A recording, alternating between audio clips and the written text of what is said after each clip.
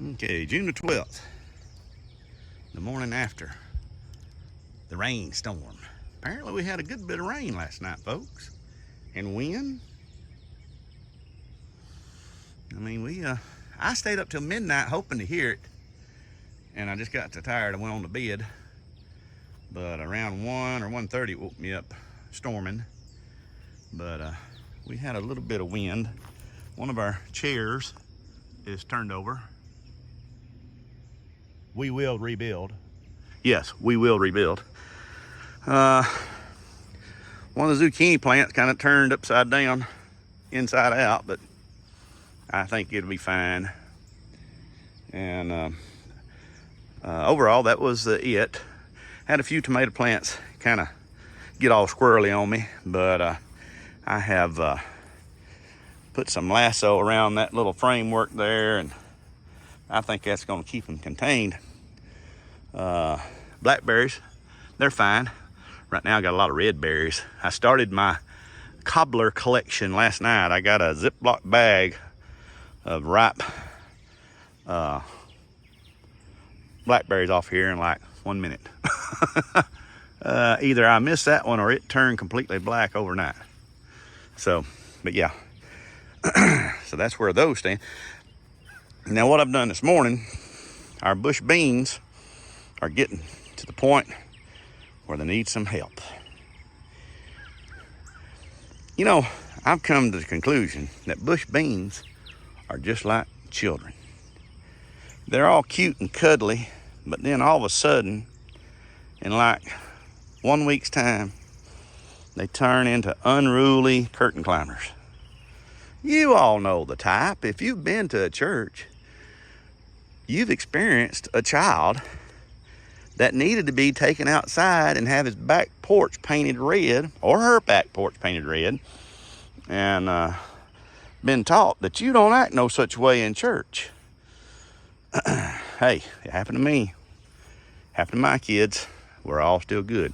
So anyway, I've got some electric fence post, and I'm gonna get some string and just sort of zigzag it in there and just do something to try to give these bush beans some support so that the beans and the blooms all stay upright and pollination occurs. So, but yeah, there's the garden after the storm last night. My wife's zinnias, those are the ones that come up voluntary from seeds from last year. Actually got one bloom starting there. Got one bloom there. And here's this year's crop. They're coming in pretty good. She thinks she may have got some of them a little too deep. I said, well, that's all right. They'll be fine. So, and of course there is where they were planted, you know, behind the transplants. So anyhow, that's how it's looking right now. That's how it's looking right now. I went out and yesterday evening and added 2 radial feeders to my 2 new queen hives because they don't have stores to talk of, none. And went out and double checked them. The bigger of the 2 hives, I had put the feeder on top of the super, and they were accessing the sugar water. The smaller of the 2 hives, I had done the same thing, this one up here. They were not accessing the sugar water, so I had to take the super off. They weren't using it. I just put it in there so they had plenty of room, and I gave them too much room. Can you believe that? You can give bees too much room. They couldn't figure out 6 inches above them, or 6 5/8 inches above them, to be exact, there was a food source. So I took that super off and put that radial feeder right on top of the brood chamber. And before I left that place, before I left that hive, they were already up there consuming the sugar water. So there you have it. A gloomy, muggy, misty. I've felt a little bit of mist out here today. Monday morning here on the farm.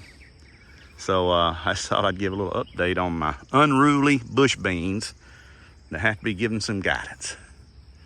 So I appreciate you watching my little video. I'd appreciate it a lot if you'd like it. And if you want to make a comment, by all means, go ahead. And if you want to subscribe to our channel, hey, welcome aboard. Jeff Eubanks. Look here, there's a cucumber right there. God, I hate those things. There's another one right there. Look at it. Look at that thing. It's just awful just looking at it even. God, I get a bad taste in my mouth just looking at them things.